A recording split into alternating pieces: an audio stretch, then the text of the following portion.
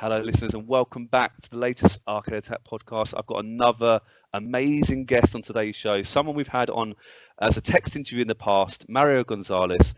He was the lead producer, I believe. He can correct me if I'm wrong with that title, on Action 52, one of the most infamous, amazing games ever made for the NES. And it's a great story. And our text interview, which we'll put in the show notes, is still popular to this day. People still find it. The Action 52 story is amazing, and Mario, it's brilliant to finally get you on the podcast. We've had a few requests. A few of our listeners have said we want Mario on here. We want to hear more about the Action 52 story. So yeah, thank you so much for joining me. It's great to be with you, Adrian. I appreciate it. The opportunity to tell the story whenever, as much as I can. It is an amazing story, and the bulk of the interview will be about Action 52. But let's start right at the beginning. Before we talk about how you got involved in this, were you always a fan of video games growing up? And do you remember some of your favourite consoles and games in your youth? Yeah, I mean, I was there at the birth of the Atari and the home console. I even remember as far back as the Pong, just that one game system. But yeah, I got into it with the Atari. Me and my best friend were big fans, and we would always go to each other's house to play different games. Combat and Pitfall and all the Activision titles were great. Zelda was the one game once the NES came out, and I got into Zelda and Mario Brothers and things like that. But Zelda was the one that really, showed me like the potential in terms of the vast adventure and storytelling and. Yeah, so I mean, yeah, I've always been into that. Right after the Atari console, I went into the Atari computer. It was the Atari 400, and I got the basic cartridge. So I wanted to create video games. Actually, one of the video games I was working on at the time, you may be familiar with Danger Mouse. Yes, it is a British cartoon, isn't it? Yes, and I was a big fan of Danger Mouse. Nice. With pencil, of course. I tried to do a game. That was one of my first attempts at making a video game for Danger Mouse on the Atari 400. Oh, wow. So I thought that would ring with you guys knowing that it was a British cartoon, but it was also popular here in the States. Oh, is it? Yeah. It was at the time. I mean, I remember it. So I mean, from such a long time ago, it's still I can still remember the cartoon, the fascination with that game. But yeah, I was always into that. I mean, I was never too big of a programmer. I was more of a designer. The coding, I never really got into until, much later in my life. So I was more of a designer in terms of designing characters, story, and the basis of the functionality of the game itself. So the overall design of the games was more where, was my forte. Yeah. So I had friends, and those are the guys that I brought in for the Action 52 that were also, and Albert was really the big programmer. And because he would do a lot of strategy games, a lot of these simulation city type games, and he would program us. So I knew that he would be an asset if once I heard that this was going to be an opportunity for us to bring him on board as the lead programmer for that. That's amazing. So before you started work on Action 52, before you got the opportunity, did you have any fully licensed games or release games you worked on? How did you end up in the video game industry? No, it was purely hobby. It was a hobby, right? Yeah, it was purely hobby, and besides friends and family, that was the only people that were actually playing any of the games that I was working on at the time. So I knew at the time it was a different industry back then because it was very new. There was nothing in terms of actual education if you wanted to major in any type of video game development type of career. There was nothing there. And that was one of my first turnoffs when I went to college and I looked for something along those lines. There was nothing available. So when I did try to take some programming classes, it was more like, it looked like I was going to be designing software for like banks and accounting and this kind. And that was, completely the opposite of what I wanted to do, was to develop my very creative side, and storytelling and writing and all that. So it just turned me off, and I ended up actually going into music and video production because I was big on music at the time. Back then, I had a record that came out. It was the early '90s. We had a small group called Horizon. Wow. Yeah, and we had the two songs. The A side was "Is This Reality," and the B side was "No More Lies." And you can find them on YouTube. They have them on YouTube and stuff. But Were that you was the were you the singer, or what was your no, no, no. position? I was the composer and keyboard. We were basically two. Me and my best friend were the musicians, and we had the one he sang, and we also had a girl that was part of the group that sang as well. It was one of those back Miami freestyle, Nice. kind of like small groups. The most we got, I think we ended up on the charts in Canada, but that was about it. That's I still think it's cool. fizzled. That is still cool. What was the band called, if you don't mind me asking? Horizon. Horizon. Oh, gotcha. Horizon. Wow. Horizon. Are you Yeah. thinking a comeback tour? Is that you thinking? No, no. I continue. Right now, I'm doing much more work in music than I am with video games. But yeah, I stay, more into composing, and that's I've continued to do more on the side than anything else. Oh, brilliant. We'll talk a lot more about what you're currently up to these days, because I know I'm really Sure. interested. But yeah, wow, that's really cool. So you're definitely a creative person. You're definitely involved in the creative areas of the industry, Yes. but you weren't originally thinking that you maybe were going to work in the video game industry. Is that fair? It wasn't really a big ambition No, I early mean, on. at the time, I knew that if I wanted to work in that industry, it would have to be something like moving to Los Angeles, moving to Silicon Valley, moving somewhere where that was I knew that that would be my only opportunity to ever actually work in the field. But that was, of course, impossible at my age with, my family living down here and so forth. There was no way for me just to pick up and take off to California, at least not Yeah. the believable plans that I thought I could do so. Where were you living at the time? Sorry, was that Down in Miami, Florida. Miami? Gotcha. Ah, fair dues. I'd love to know how did you get approached by Vince Perri, or did you approach him? How did you hear about this Well, it was amazing project? I think it was more of me approaching him. Yeah. Because I was working. I told you I was delving into the music field, so I ultimately became a sound engineer. And so there was a small studio down there in Miami that needed an engineer, so I was working for them, just recording different artists that would come in and getting paid very little, about $5 an hour, just and so, but it turns out that this was in the office building.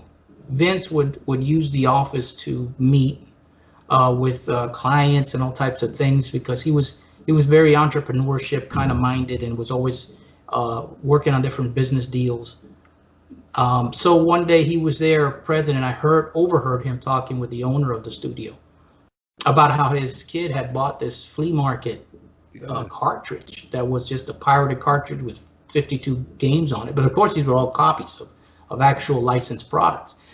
But he said that the neighborhood was going crazy about this, this cartridge. It was amazing how, everybody loved having all these games in one. Back then it was like $30, $40 for one game. Yeah, of course. To buy this pirated copy, it was like these guys thought they had hit the gold mine. But Vince, being who he is, being very entrepreneurship minded, he said, well, I could maybe I could take this technology of this cartridge that can hold so many games and just create 52 original games, Yeah. So I heard, this discussion with the owner of the studio, and I was like, wait a second. I've got some experience in game design, and I've got some friends who program and maybe do computer art. Maybe we can pull this off for you.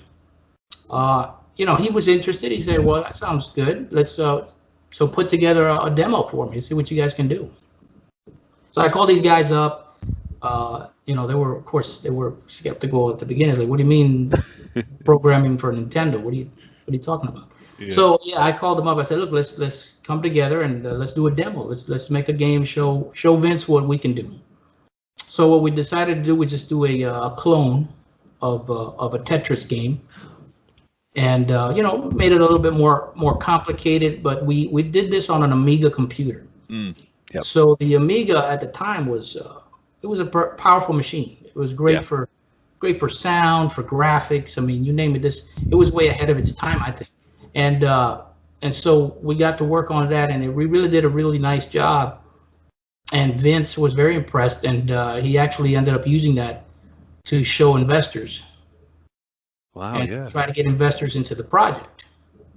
Now, at that time, I don't know if even Vince knew what he was doing, but on an NES, there was no way you were going to get the graphics and sound that you were going to get out of an Amiga. Yes, of course. But most people that weren't into computers or into this video game industry wouldn't know that at the time. So, but it was very attractive to the investors to see this, emotion in his pitch about having the 52 games. To me, I mean, even right now, if you think about it, it sounds like a great idea. It really does, and I think Vince is a clever guy. Obviously, I think you can correct me if I'm wrong, but he didn't know too much about the video game industry. Right, exactly. But the idea itself was actually pretty ahead of its time, really.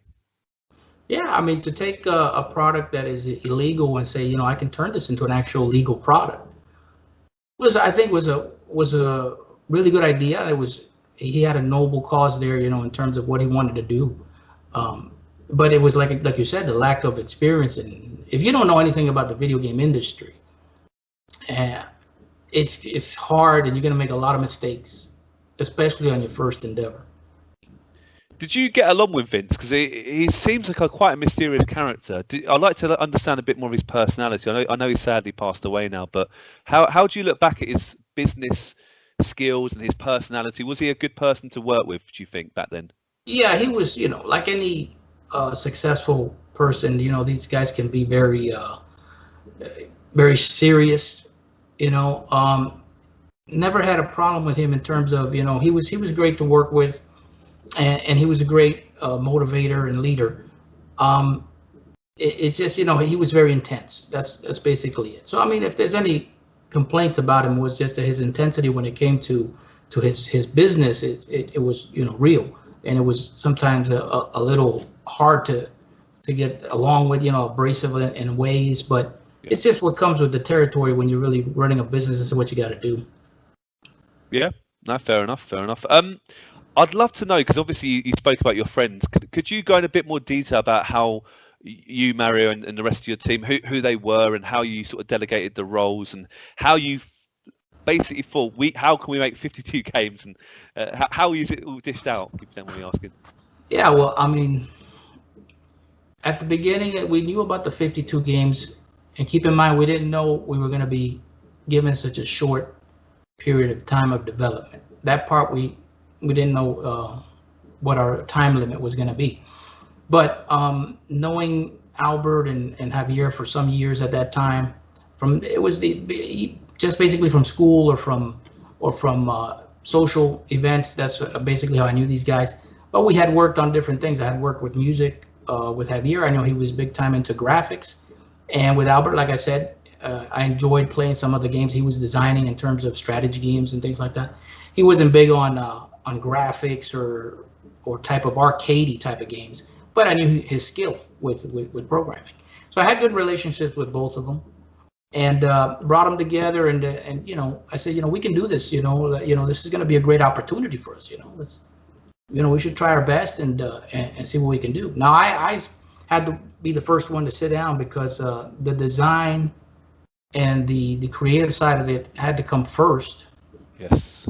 So, I was the first one to sit down really and start putting together character names and scenarios and stories, and it's quite a load to have to come up with 52 different ones in one shot. But I was pretty happy with what I was able to create. All these fantastic characters and things. It could have turned out a lot better if the games were actually good. Who knows? Maybe would have been iconic characters if it would have taken a different turn. But what inspired you to think of all these different characters? I mean, that is a huge amount of pressure on one person's shoulders.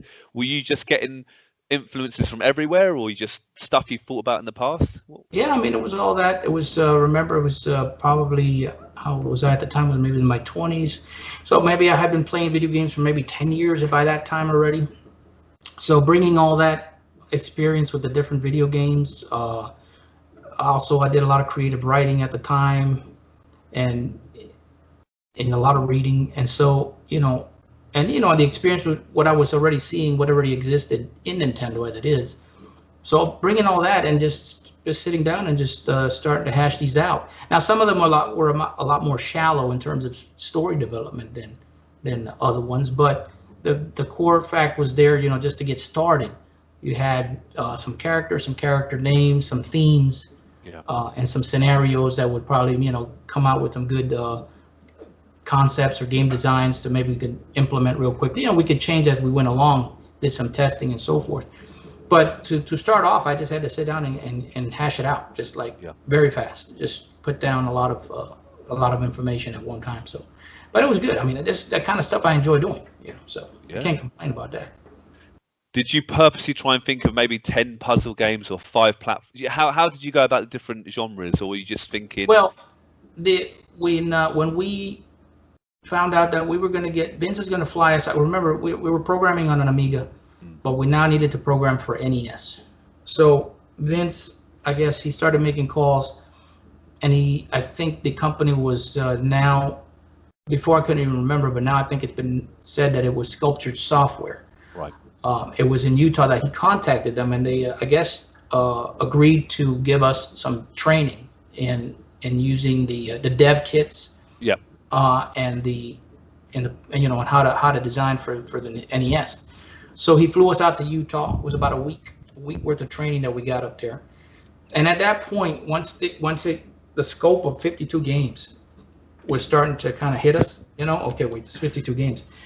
This is when we said, well, we're going to have to do maybe a couple of engines of different type of games, and then kind of skin them and change them as best as we can in the, to me. So yeah, we had we have a shooter, we have a platformer, maybe we have a side scroller, maybe we have a vertical scroller. These kind of things all, we try to say, okay, how many engines can we design, and then basically then create the games accordingly. So that's when the actual skeleton of it started to fall together, was after that 1 week of training that we received in Salt Lake City, Utah. That must have been a weird time. Yeah. Do you? Yeah, I mean, we flew out there, and it was winter. I mean, it was first time I think I've seen snow. Oh wow.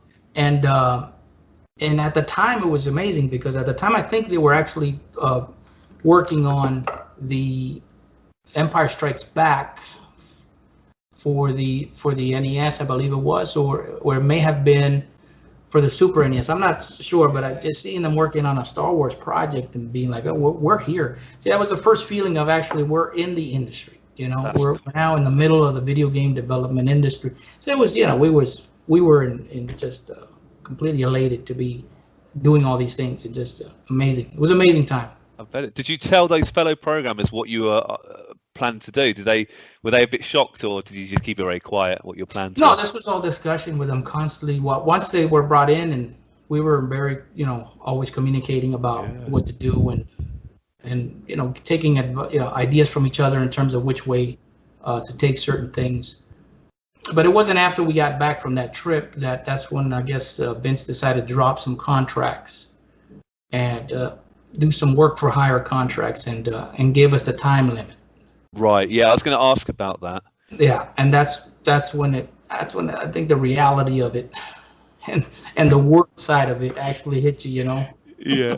Well, what actually happened? Because I'd love to know the kind of mood in the camp, like before and during, like Vince. I don't want to say sticking his fingers in, because it is his project after. It was his idea, wasn't it? But what was the mood? Did it go up and down often? And how much time were you given exactly? Do you remember? I don't know why it was 3 months. That I think that was it. That was the time. I actually may have copies of the contract laying around. But yeah, the 3 month time on the contract was very specific. So, and I think it was him knowing that, you have to understand his point of view too. I get it. He's dealing with 3 very young, inexperienced guys and that he's gonna put all his eggs in one basket. He's, counting on us to develop these games in a certain period of time. So, I could imagine he's like a little wary about, are these guys just gonna flake out on us and just stop doing it, not come through with it, So I guess he wanted to put as much concrete and pressure on us in that contract as possible. I think the contract also, just to get on the financial side, was offering us that we were going to give us like $500 up front. That's all we got. and it was supposed to be $500 per game once it sold a certain amount. Right. Okay. It wasn't that much, but for us that we were very young guys, maybe making $5 or $6 an hour was what we were making at the time. You know, it seemed like quite a bit of money and possibility too for the amount it could sell and so forth. I mean, it's still a great opportunity. I imagine, were you always almost pinching yourself that you were given such a big responsibility, or were you?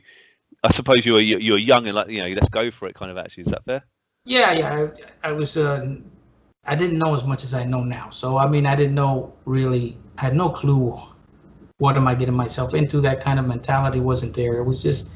I was trying to have as much fun as possible doing what I love doing, and getting these guys to all cooperate. Now we started getting into the once we started getting into the actual programming and the design, that we actually moved in pretty much into the studio to work. We weren't, at no point were we ever working from home or anything like that.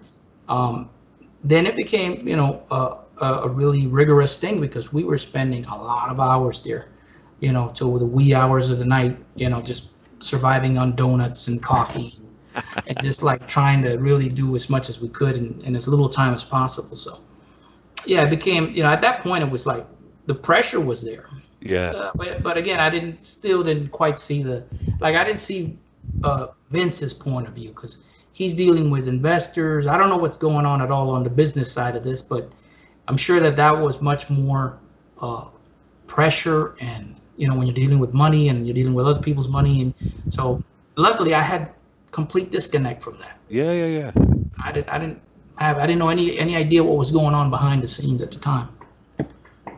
Fair enough. I've got to ask, because when you say the words Action 52, the next thing that comes into my mind is Cheetahmen.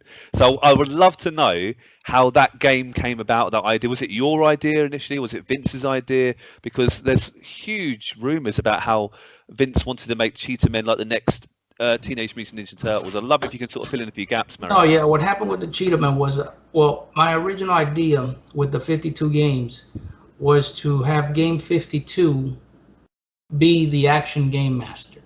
Yeah.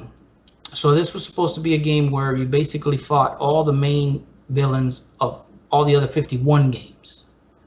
So I mean, everybody approved of this. Everybody liked the idea. So this is what we were going for.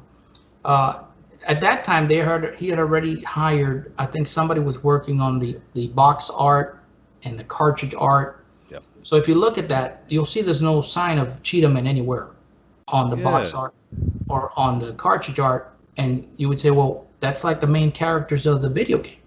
And it's because up to that moment, we were the action game master was supposed to be the main theme of the cartridge.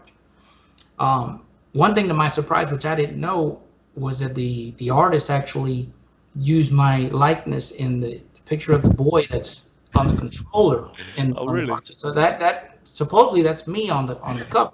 Wow. So I was like, that was great, but I didn't even know that was being done at the time. So, anyways, remember we're dealing with Vince that has probably an 8 to 10-year-old son at the time. Yes. Yeah. And that's how he comes across this whole 52 game cartridge thing. So at the time also, something very popular was the Mutant Teenage Ninja Turtles. And so this was a big deal.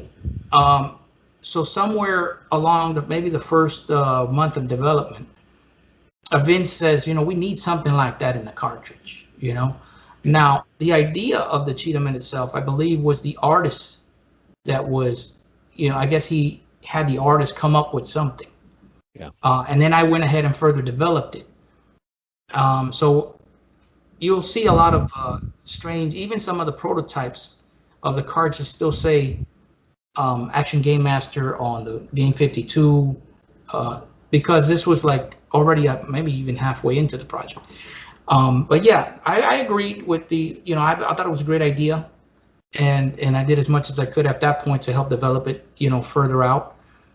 And of course, the Cheetahmen music is what is my best accomplishment, really. Yeah, the music's great. What I get the most compliments for, because everybody agrees that the games were terrible, but they always compliment the music. So in a way, I am, just feel great about that part of it. I mean, Cheetahmen are you a fan of the Cheetahmen, or do you think it kind of overshadowed Action 52 a little bit? Or are you still happy that it's part of that whole story? No, it's definitely part of the story, and I think it more than anything, it's what is synonymous with the game cartridge itself now. Yeah. I don't think a lot of the other characters or anything like that, took on such a big role in the game, and is still alive and well today. Like Bubblegum Rosie and a lot of these other characters that I created. So yeah, it was definitely good to include them in there.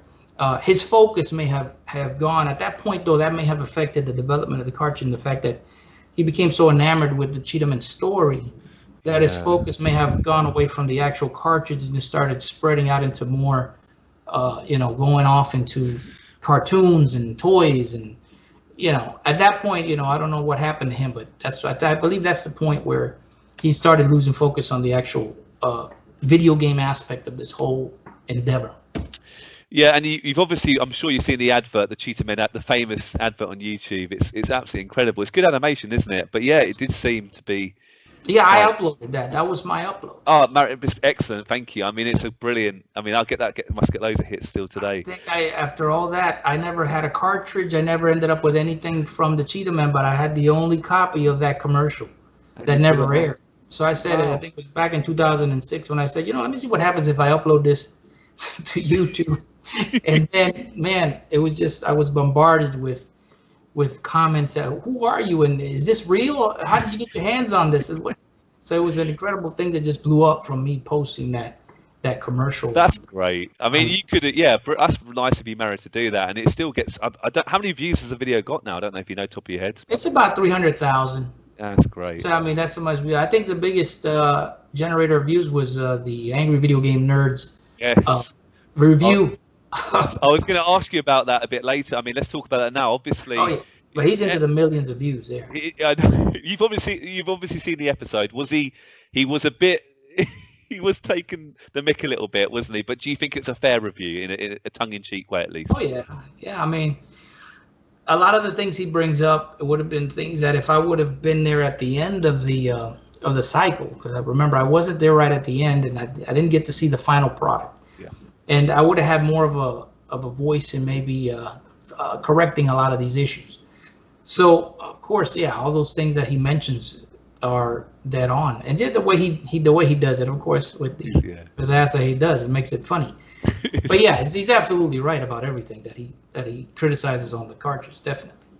Fair enough. Actually, before we go a bit ahead, I want to ask you actually, do you have any other favourite games on the cartridge? You mentioned Bubblegum Rosie. What other games on Action 52 are you most proud of overall? I like also besides that one is the Haunted Hills of Wentworth. Yeah, that's kind of a Castlevania kind of vibe. I've played that. It's not bad actually, is it, that game? Yeah, one of the things looking back is you can see that there wasn't a lot of female protagonists back in the NES days, and I put in quite a few in there, so it was actually pretty good back in the day. I didn't think too much about it at the time, but I thought it was great. That I have Bubblegum Rosie, I have the character in the Haunted Hills of Wentworth, so I see, I pat myself on the back at least for being a little bit progressive on that side of things. Definitely. Let's imagine you could take one of those characters or games and spend loads of time on it and make it its own kind of standalone game for the NES, let's say. Which game would you have loved to have put proper time into, like from those characters or ideas? Well, to keep with the whole Mario Brothers, the Super Mario and that kind of genre, I would probably go with the Bubblegum Rosie. Yeah. The Cheetahmen, of course, are completely a world on its own. You know what I'm saying? The Cheetahmen, it falls into that whole Teenage Mutant Ninja Turtles and all these other games with the Battletoads. These kind of groups. So it can do a great standalone. And there's been a lot of talk from fans and things about why maybe a Cheetahmen should not be maybe a Kickstarter to do an actual new game. But I believe there's somebody else that holds the copyright on the Cheetahmen. And I don't know. I'm not, like I said, I've never been too much into the business side of this. Yeah. So I don't know. Greg Pavich probably knows more than anything else about who holds the copyrights on what and how that's. But you know, like I said, staying with the genre of the Mario Brothers and that cartoony, more kid-friendly kind of thing, I think Bubblegum Rosie would have probably been the one to develop to a full kind of whole universe kind of thing. Good on you. And obviously, it reminds me when I played the game a bit like the Great Guiana Sisters, which is actually Mario Brothers. Anyway, let's be honest. No, it's a good game. That. Again, it's a little bit of a personal question, but is it true that Bubblegum Rosie was named after your girlfriend at the time? And is it actually true you kind of left Action 52 because of a girl? Again, these are just rumors I've heard. Feel free to say. Yeah. I mean, that's why I wasn't there at the end of the project.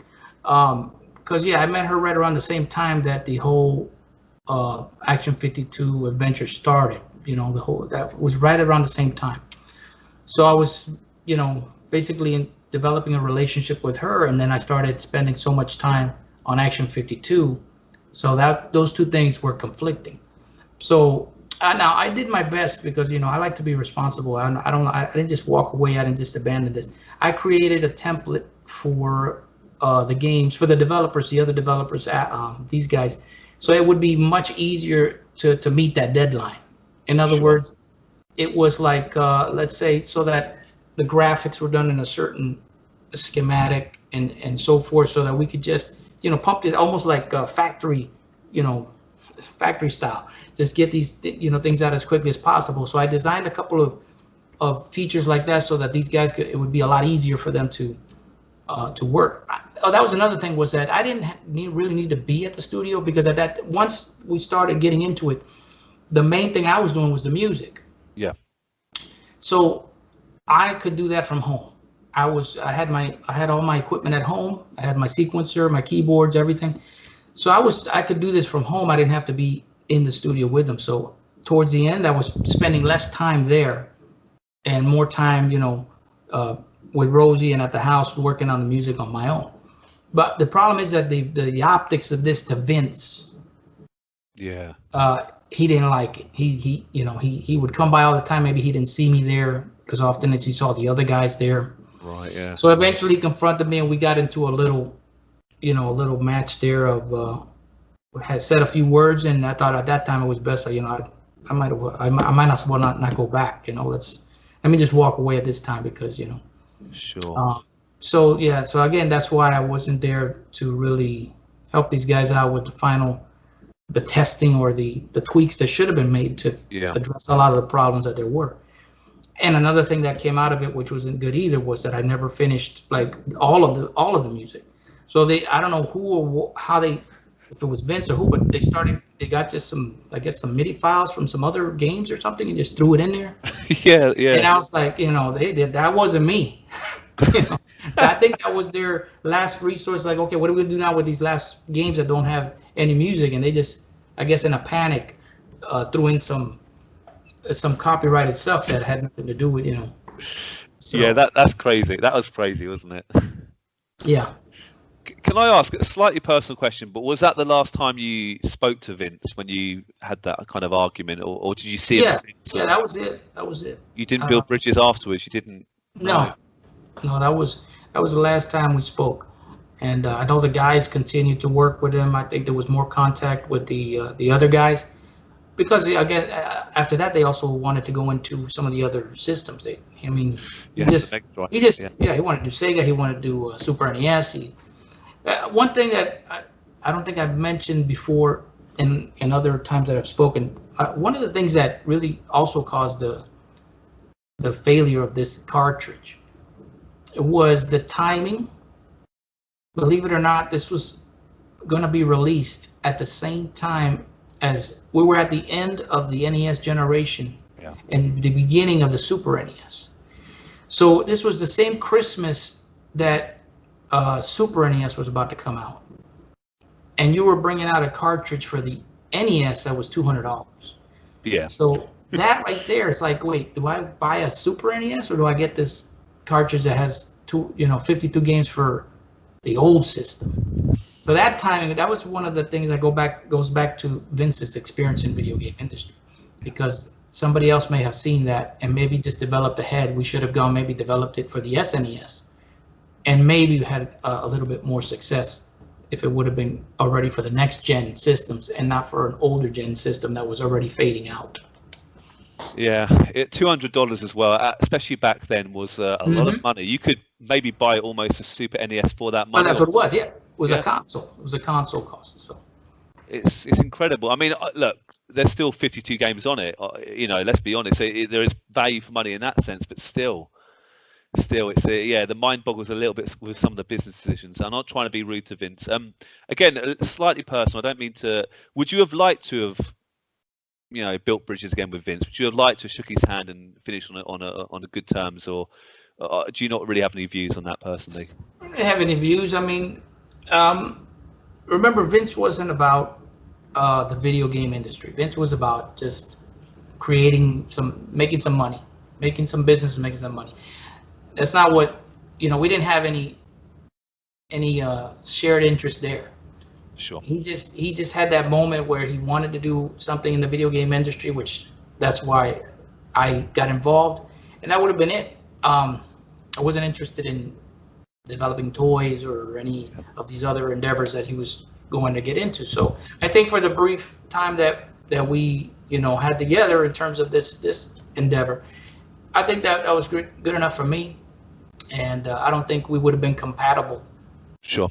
In any future type of endeavors or anything like that. So I really don't. I think it's fine that we, you know, the time that we were together, that, you know, we worked, that was enough for me in terms of our relationship. No, I appreciate your answer.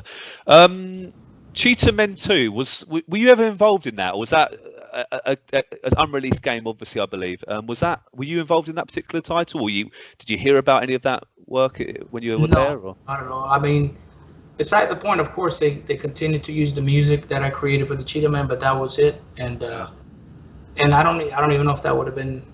I guess it's legal once you do a work for hire. Once I create a song for a company and I get paid for it, that's it. I guess they can do whatever they want with that music from that point on. Yeah. So they could, you know. But basically, that was my only role in the Cheetahmen 2. Whatever they were doing after the release of Action 52, I was never a privy of what was happening. And you weren't involved, were you, Mary, with the Mega Drive Genesis version of Action 52? No. But have you played that since? Have you had a look at the Mega Drive version, or what's your personal opinions? Yeah, I got into a while back. I got into emulators, and I wanted to check out all those versions of the game. So I tried my best to find them and try them out and play them. You know, but it was on an emulator. But still, I think that's as close as you're going to get to experiencing some of these older titles. Yeah, they're particularly rare, aren't they? I mean, I was going to ask you don't own, you said, any of the Action 52 carts yourself. You don't own any of the memorabilia. Is that fair? That's yeah, sad, only the one that Greg Pabbage, he decided to. There was an unfinished. I think it was called the Lost Levels, and I had a part in helping him out with that. So, you know, I was able to get a couple of those as souvenirs from that endeavor. Right. Yeah. But besides that, any of the actual original stuff, I never had any in my possession. I wish I would have had one, not for monetary reason, but just for, for owning a piece of history. Yeah, owning a piece of history. Well, you're one of the main people involved in that. You deserve to have at least a cartridge, because you're part of that amazing story. Yeah. But I mean, say that I deserve to have it, but if I didn't get my hands on one, it's too bad. It's too late. You know, it's like, that's how it works. How did it sell? Did it sell terribly then when it was released? Do you know that for a fact? Yeah. I mean, looking back at history, reading things about it, I think it was. That's when it first started getting out that there were such bad games that it was going to flunk. I think he ended up getting it sold on the shopping network or something like that. Oh, wow. And that was like his last attempt, I guess, to get rid of them as many as possible. How many carts were made? Do you know? I don't suppose you know that. No, I don't know about numbers of production or anything like that. Yeah.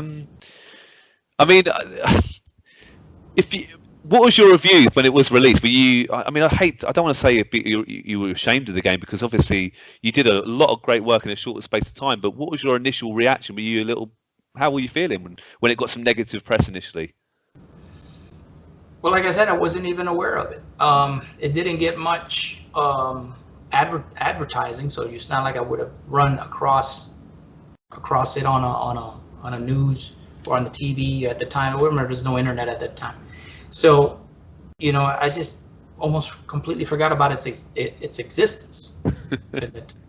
Yeah, entirely. I didn't know. Yeah. I didn't even know this whole culture was brewing all these years. Yeah, So like I said, until I put that video up on YouTube, I had no idea what had happened with that. That was like this forgotten piece of my past that I hadn't even looked into at all. So surprised. Are you proud, or are you even still astounded that people talk about the game with such interest? And it's got an amazing cult following now, isn't it? What do you think about that? Are you proud of that? It must be amazing. Yeah, I mean, I'm happy to be part, even if it's the infamous side, but just to be part of video game history at all is something I thought it would never happen. So I'm very proud of that, and proud of what I created in terms of story, in terms of the characters, the music especially. But anytime that your creation, your creativity is shared and viewed, across the world, I mean, that's what more can I ask for? Yeah, I love it, and all the comments I get, that's great, and all the just, I mean, people see it nowadays as something to really criticize and yeah. But there's never hate there. It's all in fun. It's all in incredible fun, and what can I say? That's great to see. And you can admit that, can't you, Marion? It was never going to be the best game ever made. No. And it doesn't offend you when people have a joke about it. No, exactly. It doesn't offend me at all. So I was going to ask, actually, I think you answered already in the text interview, but if you could go back in time, and let's imagine you could have like a whole year on the game and make it really polished, would you like to do it? If you could, in a weird way, do you think it's quite good how it finished, in the way how it's got this amazing cult following now? To get here to this point, then I wouldn't touch it. This is how history played out. Now, just on a different side, if I had the what I know now back then I would have approached that project in a whole different way. Right now, if you look at a lot of the games on Steam and on all these platforms, there's a lot of what do you call that? Where it just generates levels randomly. Yeah. That kind of programming. If we could have done that, if I would have told Albert, look, then you would have had like limitless levels, and you could have focused more on maybe just the actual tweaking of the game mechanics, but you wouldn't have to spend so much time in terms of level design and content. Why? Because if you just create one of these small games that just gives you random and just changes certain things at the time, it would have been much better. So that's one thing I didn't know at the time, that I don't even think there were many games like that at the time that were randomly generated.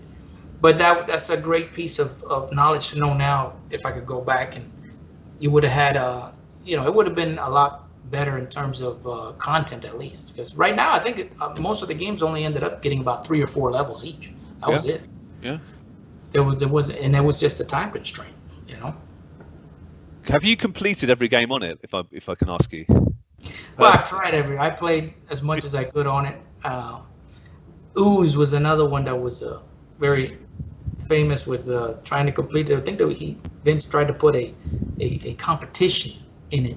Yeah, that's right. Prizes or something. He wanted to give away some scholarships and wanted to give away some money if you got to a certain level in Ooze. So I mean, and plus I think you could never do it. I think there was a glitch in the cartridge and it never allowed you to get past like level 3 or something. So yeah, but I've tried most of the games and see how crazy it was. It was good. Yeah, and again, just back to Vince for a minute. Obviously, some people think he was just in it for the money completely, didn't really care too much about the quality of the games, and he does sometimes get a bit of a negative name. Do you feel that is a bit unfair on Vince? How would you like to finish on your views? Yeah, because Vince's original idea was noble. He was really excited about creating something. He believed in this product of creating 52 original games, and he thought it could actually be a successful product to make. So, a lot of people like talk about it as if this was just a scam to begin with, but that's not the case. The case was he really wanted to create something that he thought would sell, and he believed in it. It wasn't towards the end, maybe until maybe the first negative reviews and so forth, or when that started coming out, that then he had to start thinking, okay, well, how do because at that point you're in, and you have to take certain decisions to try to sell, try to survive, get as much back as possible from the endeavor. Once the ship's sinking. So those kind of decisions, I'm sure anybody would make the same kind of decisions, So his initial thing was he didn't set out to scam or to create a scam product. That was not his initial idea. He wanted really to make something. He believed that he could actually make something that would sell based on the experience with his son and the pirated cartridges. So, that's all that any rumors out there about that is completely false, because I was there, I lived it, and I could see the excitement in his face every time we showed him a new idea for a game, the concepts and all the stuff. He was just so into it. I mean, he was acting like his kid. So he was so excited about video games, for that, because he thought, wow, this is going to be great. So everything he had a noble intent on what he wanted to do, and it just didn't go that way, and it just, burnt. It crashed and burned. He must have been quite disappointed at the end, I assume. We don't know, obviously. Yeah, like I said, I was out before I even saw that part of it, so I don't know. Maybe I'm happy I didn't see that, because that would have been devastating to be part of during that time. Yeah. Do you know, actually, I don't suppose you know this, but do you know if his son ever played Action 52 and his opinions on the game? I'm sure he would take home the prototypes for his son to play. Yeah. But I wouldn't know what his opinions were. Never had any contact with him, besides when he was small there at the studio. He would come by. He would bring them there. Oh, okay, brilliant, yeah. Yeah, he'd see us developing the games and everything. So, but I'm sure he would take the prototypes, and let him play it. Yeah. So I don't know if you ever got feedback from his son on it or not. Interesting. Last question. I don't suppose you know anything about this, Mario, but I know that there's rumours that Vince was actually trying to work on a new games console, and the rumours are it could be a multi-cart console. It could play SNES, NES, Mega Drive. I mean, there's pictures out there. It's all a bit rumourish. We don't know totally, but have you heard about these rumours yourself? And do you think there's any truth in that? Yeah, I see some of the images and everything. So I do think he was, he was thinking about it. And I think that's, like I said, I just talked a little bit a while ago about how he lost focus on the Action 52 cartridge. He started just going into all these ideas in terms of with the Cheetahmen, and then in terms of the console itself, creating his own console. And then he used the Action Game Master was going to be the name of this handheld. Wow. And it was supposed to play any cartridge from any system. I mean, that's how crazy the idea was. And he did a prototype, a drawing, at least a 3D rendering of what it was going to look like and everything. Amazing. So yeah, I think at that point, that's what I was saying. His scope just completely went off, and instead of just maintaining on that Action 52 cartridge and everything he could do there, he just thought he was going to just go into all types of field and expand this thing incredibly. It's amazing. It is amazing. It's an interesting character, and obviously you work closely with him. There's a really interesting blog. I'm sure you've seen it, and it's written by the mysterious and uncredited fourth developer of Action 52. I think the person that came in maybe just after you. I don't expect you to name this person. I don't want, that's not fair. But do you personally know who this person is, and have you read the blog, and what do you think about this particular developer and his role in Action 52? Oh yeah, we were friends. We were friends from a long time ago. So that was like maybe halfway into the project that he was asking about it and said, hey, you guys need me for anything? And I was like, yeah, we could use you, because at that point, in terms of level design and art, which was basically what he was good at, was art and level design. So we said, why don't you come by and just start, I think in the end, after I left, Vince finally maybe gave him his own contract at the end, because he was constantly there working with us. Right, yeah. But yeah, I knew him, and we did overlap. It wasn't like he came in after I left. Right, okay. We did overlap. He came in, and I don't know what else you want to know about him. I mean, I guess he's just trying to, but his blog is correct. Everything he describes, I didn't see anything untrue in what he was writing. So, and plus he gives another perspective on after I left. Yeah, of course, yeah. There was something in there, a lot of story that he was writing about what happened when the final day, the shutdown of, and how they celebrated on some beach party or something. So that it's good to see that after I left, he kind of continues the story on what happened. So a lot of those questions you're asking about Vince and so forth, and what happened when this thing was crashing and burning, he probably would have a much better idea. Yeah. I don't know how much of that he includes in his blog, but yeah. I'll try and add it to the show notes if I can find it again, but it was very interesting when I read it a few years ago. Truthfully. Are you still friends with the developers in Action 52? Do you still meet up, or have you kind of just parted ways? No, besides just friendships on Facebook and so forth. That's about it. Nothing constantly, and no routine conversations or anything like that. So we've all kind of moved away into our own lives, sort of. Oh, fair enough. Because I honestly do think that the story that you're telling now could be a film. It could be a TV series. It could be, it could be anything really.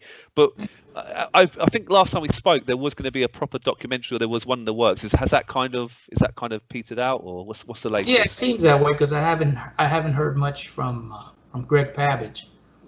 But that was another thing that he said, hey, you guys want to do this? And we said, let's, yeah, we'll go ahead and do it. We never had a problem, talking about our adventures in this historical, our Action 52 development. Yeah. So we got together and we did do some interviews individually, and that's pretty much where it petered out. I mean, he did a successful Kickstarter for that Cheetahmen, the Lost Levels. Yes. That was pretty good.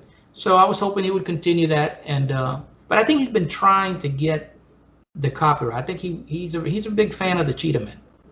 He doesn't show too much love for the actual Action 52 cartridge and all that, but the Cheetahmen itself he is a big fan of, and I think he's been wanting to take it onwards and to have another, more chapters into the Cheetahmen saga. So behind the scenes, I think he's been trying to do that, but I don't know if he's been able to succeed. So or if he's already just gotten off of it altogether. Maybe I'll try and contact him if he's up for an interview as well. That'd be quite interesting, wouldn't it? So after Action 52, did you continue in the video game industry, Mario? Were you working in any other projects, or did you go into music completely after that? Yeah, after that I went completely into music and video production, and that's pretty much it. Now, remember, I've never been a strong point in programming. More to the design and stuff like that. So when I started getting my hands on a couple of these game engines that were starting to develop, like Unity, and there was one called Game Maker. Yes. I said, wow, these allow me a little bit to maybe iterate my ideas faster, because it's a lot of drag and drop instead of coding. So I did get back into trying to design and develop a few more games. I have like 2 in the Google App Store and the Play Store. Oh, nice. That I said, let me give it a shot. But of course, it's a sea of games. So that's what I learned there, is that unless you put some financing behind, some type of advertising, or nobody really knows your game exists. So it's just, even whether it's good or not, it's just going to kind of float out there and hope to be discovered, kind of. Do you want to plug them now, because people might listen, Marin, and give them a go? Do you want to tell them the titles? Well, yeah, the one I spent a year on was called Hyperdark. Hyperdark, yep. Yeah, and that's on the Google Play Store. It's, I don't know how to describe it. It's a little adventure, little 2D space exploration kind of game. And again, it's a little difficult for me because I'm a one-man show. I don't have anybody to program. I don't have anybody to do graphics. So basically, I have to try to buy graphic assets and do all this, as much as I can on my own time. It took me about a year to make. So it's nothing. I always, I'm not in it for the money. Basically, the game design and stuff like that. It's something I enjoy. Yeah. And I'm pretty sure I'm going to be doing it for the rest of my life. Whether it's successful or not, it just continues to be a hobby for me. It's something I love, and I'll continue to do it. Yep. And that's pretty much it. Good stuff. Are you a gamer yourself? Do you play a lot of video games in your spare time? Yeah.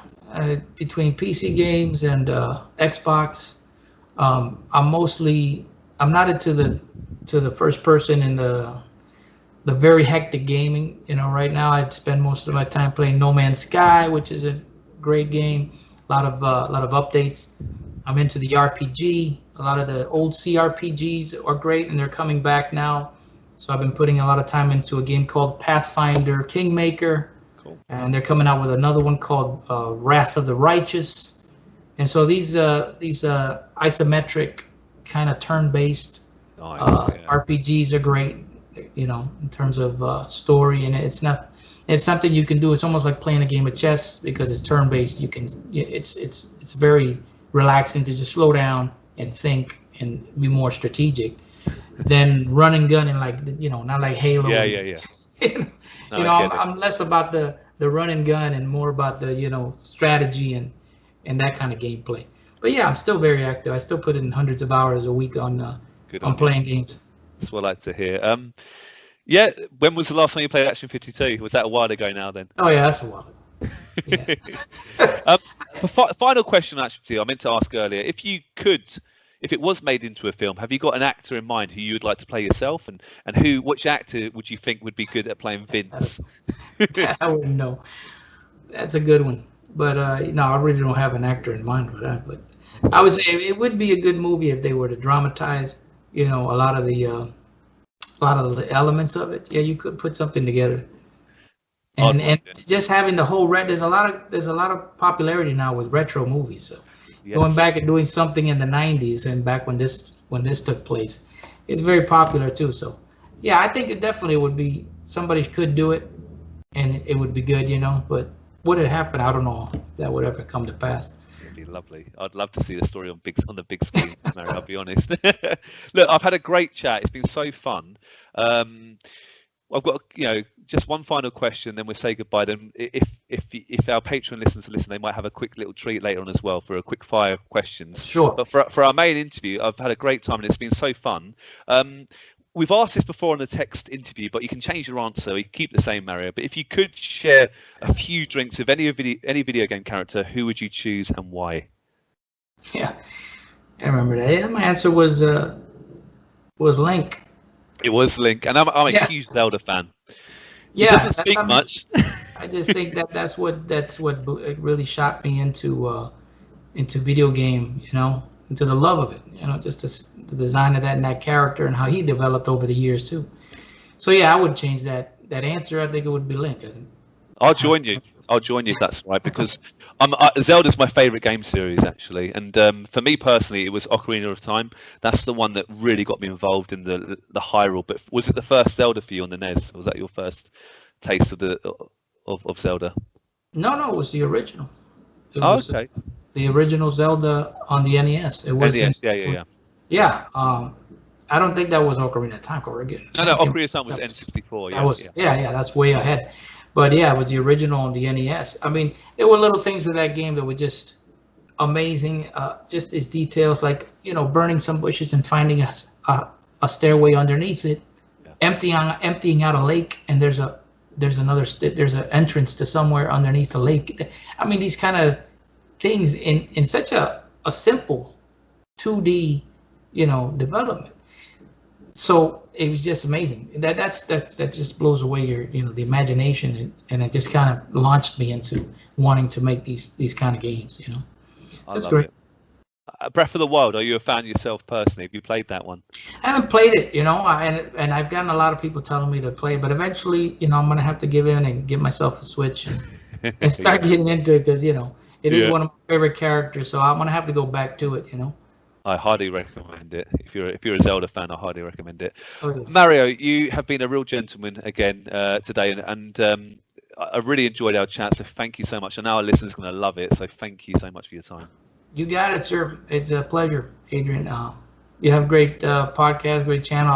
I've enjoyed the coverage of Action 52 and anything I'd be willing, anything else you need. I love telling the story of it. So You're a gentleman, and you're on Twitter actually. Before I forget, you are on Twitter. If people want to follow you, is that right? I think you're.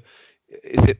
What's your Twitter handle? Top of your I think head? it's at Mario Action 52. Yeah, I think that. Yeah, I think I saw it earlier. At Mario. Yeah, and also I have a SoundCloud page. I mean, I post my music, and you can hear some of my. And I also have a YouTube channel called Zentanith, Zentanith. And I welcome everybody to go see what I've been working on lately in terms of music, and some of the hyper dark trailers are on my YouTube channel, so you can see at least a glimpse of what the game looks like. What I'll do, Maris, I'll put them on the show notes below, Okay. so when people after the interview they can click on it. But yeah, actually, before we say goodbye, your music, what sort of music do you play? What's your influences? How would you sort of compare your sound? If you don't mind me asking. Well, I mean, I've always been, I started off making the video game music, but before that we had the Miami dance. Yeah. So whenever I actually try to do actual music, it comes more like it has a very retro feel, because I don't know why, but that's how I write. But a lot of stuff I've been trying to write stuff for music, for video games and for movies. So I've been trying to do a lot of scoring and stuff like that. Some of my music, what I'll do is I'll do some covers just to see. I'll hear something I like for instance, like the theme to The Mandalorian or something, and I'll say, man, I want to see how close I can come to actually doing that on my own. Nice. So I'll go ahead and do some covers, and I'll post some covers as well, just to kind of, it's almost like, to see, with the electronics, instead of having a whole orchestra, how close can I come to getting that sound? So I do like little challenges like that. So half you'll see original works, and the other half you'll see on my channel. I'll have covers of different songs that I really enjoy. Love it. I'm gonna check it out. Definitely, Marin. That's lovely. Brilliant. Thank you so much again. You got it, sir.